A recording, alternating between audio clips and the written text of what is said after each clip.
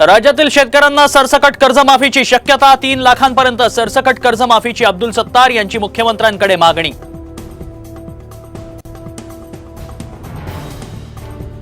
आषाढी वारीसाठी पंढरपूरला जाणाऱ्या भाविकांसाठी खुशखबर। छत्रपती शिवाजी महाराज टर्मिनसवरून आज नमो एक्सप्रेस पंढरपूरला होणार रवाना।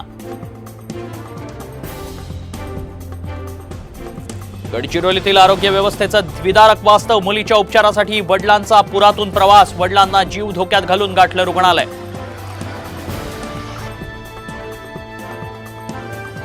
यवतमाळमध्ये जीव धोक्यात घालून पुरातून न्यावी लागली अंत्ययात्रा। कळंब तालुक्यातील जोडमोहा गावातल्या लोकांवर पाण्यातूनच अंत्यविधी करण्याची वेळ।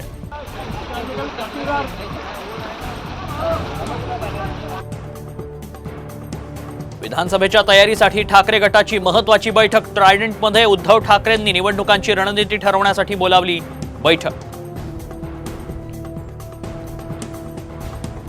राष्ट्रवादी काँग्रेसच्या पक्ष आणि चिन्हाबाबत पुढची सुनावणी 6 ऑगस्टला। अजितदादांनी 2 आठवड्यात उत्तर द्यावं, सर्वोच्च न्यायालयाचे निर्देश।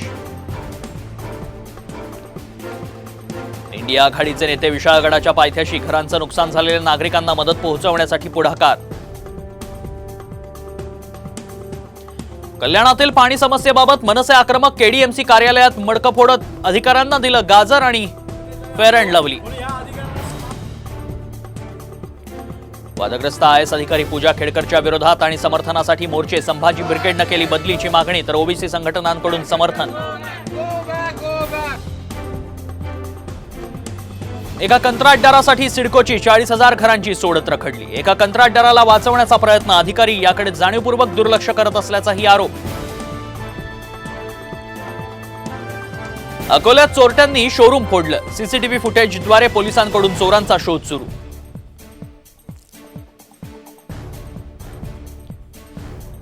बुलढाण्यात पावसाची रिपरिप। ज्ञानगंगा अभयारण्यात धुक्याची चादर। सामच्या प्रेक्षकांसाठी खास ड्रोन दृश्य। आषाढी एकादशी आधी वारकऱ्यांनी पंढरपूर गजबजलं। चंद्रभागेच्या तीरावर वारकऱ्यांची गर्दी, मनमोहक दृश्य ड्रोनमध्ये चित्रित।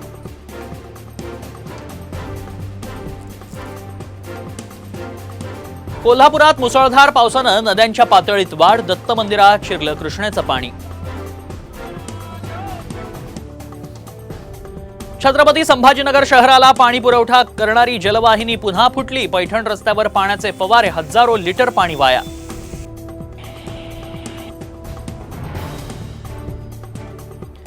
मुंबई नागपूर समृद्धी मार्गावर पडलेलं भगदाड अजूनही तसंच। 2 आठवडे उलटूनही दुरुस्ती नाहीच। मुंबई कॉरिडॉरवरील एकच लेन सुरू, प्रशासन मात्र झोपेतच। गडचिरोली जिल्ह्यात टार्गेट मलेरिया विशेष मोहीम। 722 अतिसंवेदनशील गावांमध्ये आशा सेविका, आरोग्य कर्मचारीही तैनात।